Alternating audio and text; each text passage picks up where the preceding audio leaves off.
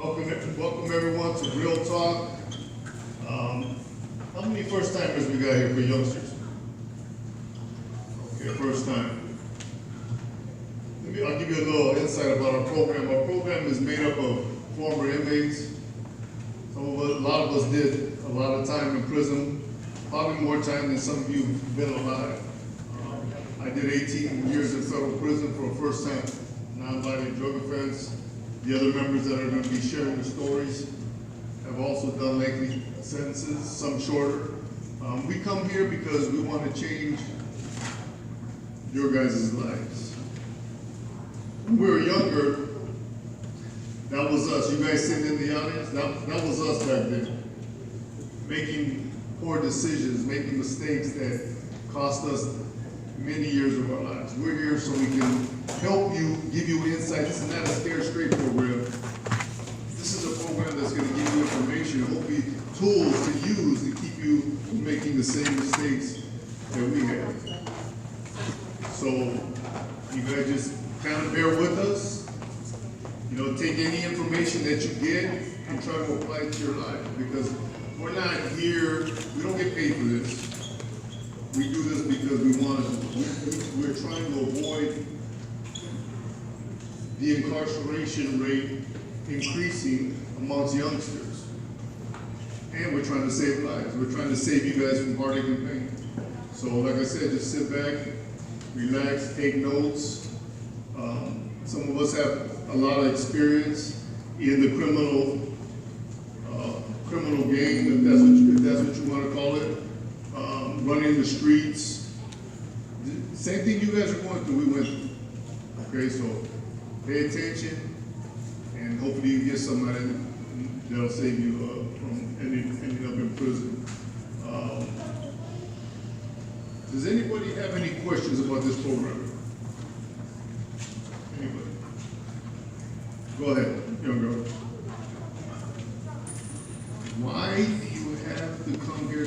Okay, well, first of all, you gotta ask yourself the question, what did you do to come here?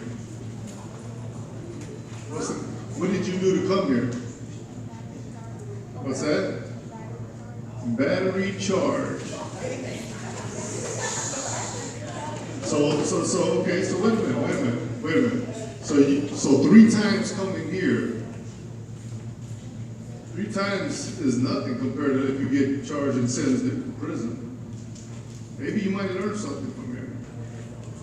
Maybe you might apply it in your life, and maybe you won't get another battery charge that'll cost you a sentence next time. See, that's already the wrong attitude. You know what I'm saying? I didn't put you here, but I want to be here because I want to help you. There's a difference. You don't want to be here. I do. Okay? So, like I said, maybe you might get some out of it. Some of you aren't. Some of you, you know what? Some of you are going to end up in prison. That's a fact. So, it is what it is. So I'm going to go ahead and invite the first speaker. His name is Dave. He's 53 years old. He has served a total of 30 plus years in custody. His time was served in state custody for a period of 19 years and federal custody for 14 and a half years. His purpose for joining the program is to keep it real and make a positive change in the youth, and hopes that his story will be effective to those that wish to listen to what knowledge he has to provide for them. Go ahead and give a welcome to Dave. How's everybody doing? My name's Dave. As a backdrop to what I want to say to every one of you, and something I've never shared with any of the groups that I've spoken with previously is, my dad was a deputy sheriff when I was a young guy, and I didn't like him. He was my stepdad. And so I kind of rebelled against authority, man. I had no respect for it. None. I wrote my first bad check at 9. I stole my first van at 11. And I blew up the motor all the way. You know, I was trying to go see the St. Louis Ark. I lived in Missouri. And so, by the time I was 14, I ended up living with my real dad. The only man ever knocked me out in my life was with my dad when he was beating up my stepmom. And so I had a problem with that. And so I left home. I lived in stored boats. I got a job at 14 years old cooking at Jolly Rogers and stole money from people that were taking showers at the Newport Dunes Travel Trailer Park. That's how I survived. And sold a whole rack of OP shorts and a whole rack of OP shirts so I could look good. And I lived my life on the streets. Went back to Reno, Nevada, where I had run away from, because we were on vacation in California in a mobile home when I left home, and started robbing the casinos or the hotels along the strip. You know, going in, and when they were out back doing the dishes or whatever in these motels, I'm the reason they put bars on the windows. I would pull over the cash register and take the money and run. By the time I was 16, I got certified as an adult. The result of that is I ended up going to prison to be under a evaluation period to see if I was qualified to do time in prison. And they found that I was, because while I was there, if you even looked at me wrong, I'm socking you in your mouth. And that's kind of the way I was.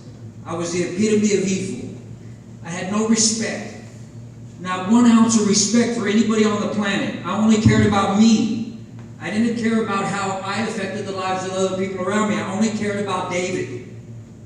And the result was, between foster homes, boys' homes, 3 mental hospital stays, and 6 terms of incarceration, I spent 37 years of my life locked up. 37 years of my life locked up because I had no respect. Now here's the kicker. I want you guys, when you get home tonight, hey, it's not, are you laughing? It's not funny, bro. Just so you know, okay? 37 years of my life locked up. 37 years of having to live in the same room where you're shit with your roommate. 37 years where you're hoping that you can get out of the chow hall line and you're eating as fast as you can. You're hoping you can get out before the riot breaks out. So you don't get canned with pepper spray. So you don't get, gagging because of the pepper spray in the chow hall. So a lot of years of living that kind of culture, that kind of life, where you had to walk with a peace because you didn't know if they were going to come and get you, and so you just want to make sure you got off first. 37 years of living on the edge. Well, not quite, because the last 10 years of my incarceration, I began to become a leader. I began to teach men how to become productive and constructive citizens, how to become role models, how to become patriarchs of their family, how to become leaders of their community. And that's what each one of us need to learn how to do. You might as well start now. If you look at your life, if you look at what you're doing right now, and you pay attention closely, you can see really clearly how close you are to the direction you're going to be moving in. Are you moving in a bad direction, or are you moving in a positive one? You're going to know right now if you have any respect. When you go home tonight, look it up. Look it up in the dictionary. What does it mean to have respect? Look it up. Because the first thing that you have to have before you can have respect for somebody else and put yourself in their shoes and be empathetic and understand what they're going through, you have to have respect for yourself. And you have to have respect for the people around you. I got a question. How many people here are perfect? Raise your hands. Anybody back there? None of you guys are perfect? None of us are. There's not a soul on the planet, there's not one person on the planet that is perfect. There's not one of us. But what happens is we start looking at the inconsistencies, and we start looking at the discrepancies, and we start looking at like, well, you said you were doing this, but you're not really about that. And we start criticizing. We start judging. We start making ourselves better than other people.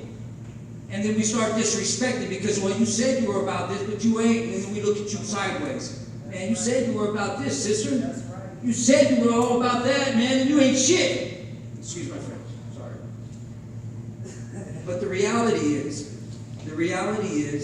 is that anytime you're pointing a finger at somebody because they're not being who they said they were, you got 3 pointing back. And when you have 3 people, 3 fingers pointing back at yourself, you need to be focusing on number 1. You're the captain of your own ship. You are responsible for your decisions. The lady back there said, well, why am I here? Well, you're here because, how many people are here for breaking the law? How many of you are here because the judge said you gotta go? So man up and woman up and do it. And accept it and embrace whatever you get from it.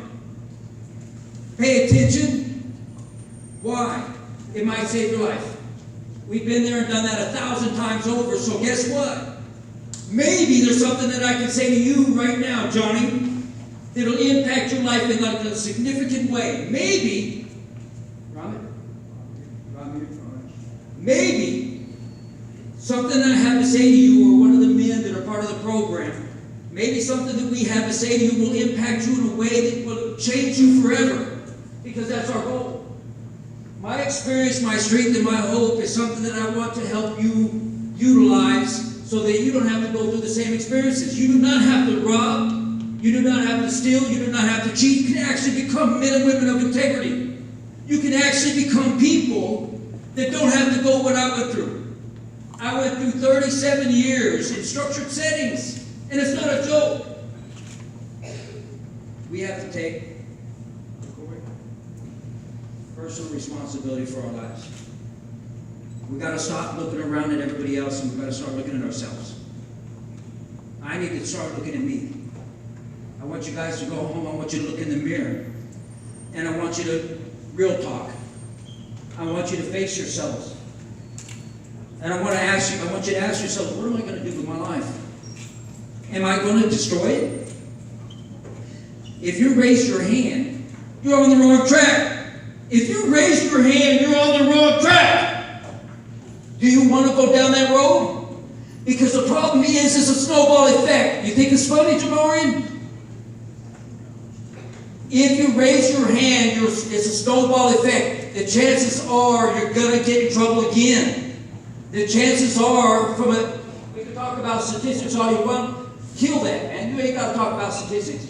All we got to do is talk about keeping it real. What is going to stop you from going down the road you're going down right now?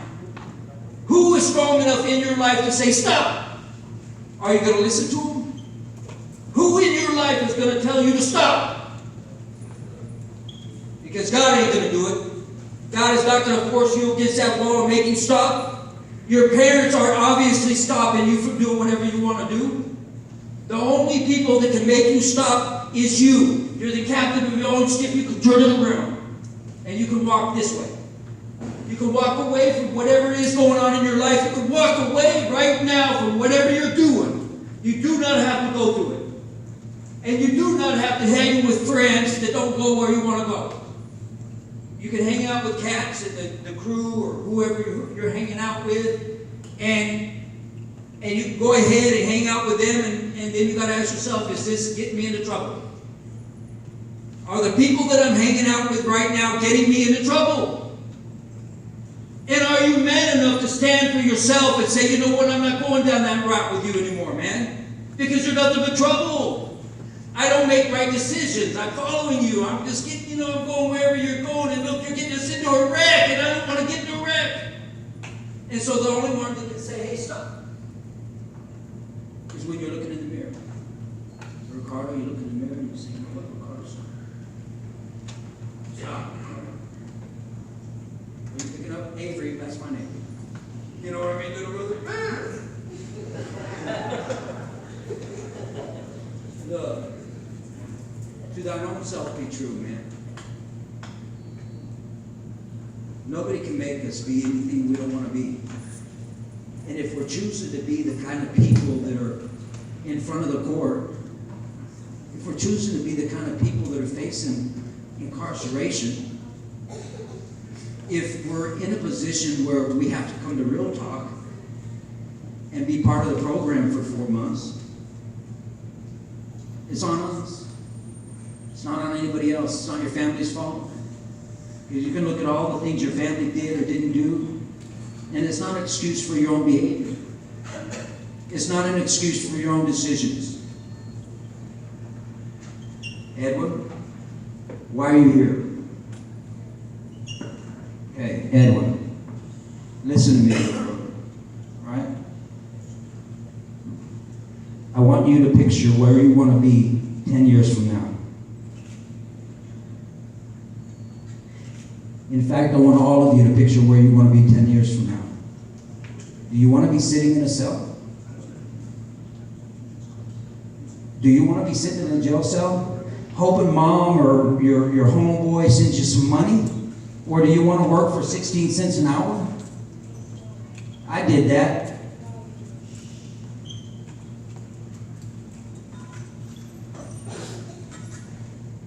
You guys are important people. You're the leader of the next generation, or you're the followers of it.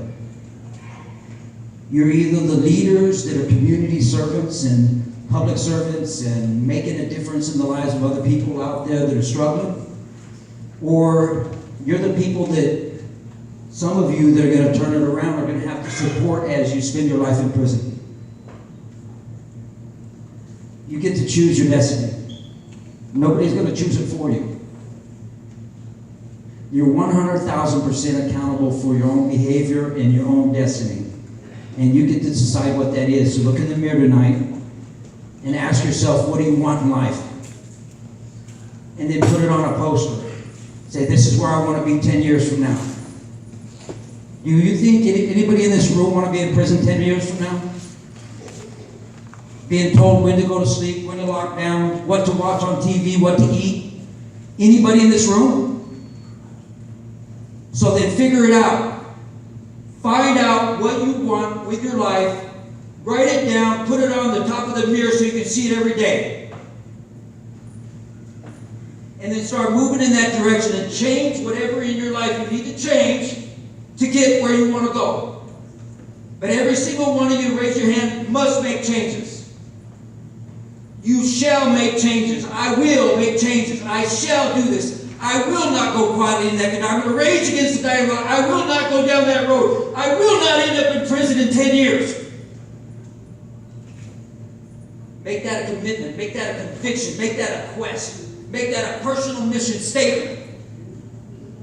Make that decision now, before the judges decide to make the decisions for you like they're making the decisions for you right now. Everybody raise their hand. Made the decision for you to be here in this room tonight. And they will continue to make those decisions of what you're going to do with your life if you don't decide what you're going to do with your life. I promise you that. So I want to end by this. The purpose of this program, if nothing you say will be used as a factor in our lives. What is the purpose of this program if nothing you say will be used? Who wrote this question? Who wrote this question? Anonymous. Are you serious? You wrote this question? Let me ask you. Okay. Well, listen, man. It's an anonymous question.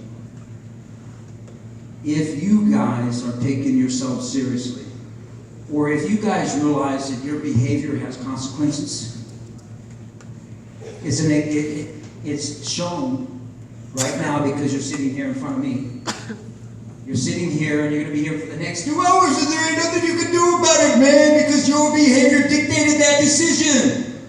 The decision was made for you. The purpose of this program is to get you to kind of think on your own terms. You know, kind of think independently. Don't think about what everybody else is doing around you. Think about what you're going to do and what you're going to do to change. Because every one of you sitting here that raised your hand needs to do something to change your behavior. And the purpose of the program is to get you to wake up to that reality. And what's the purpose of this talk? I hope I get every one of you to woman and man up. I hope what I say, I hope, you know what, you start thinking, you know what, I'm going to go look in the mirror, I'm going to have a conversation with Johnny. I hope Johnny goes and stands in the mirror and has a conversation with Johnny. And then Johnny decides, you know what, here's what I'm going to do with my life in the next 10 years. And here's what I'm going to do in the next 20. I hope every one of you take personal responsibility for your own life because nobody's going to take it for you. Love you guys. Speaking with conviction, man, because it's real talk. So I wish you the best. Okay? Thank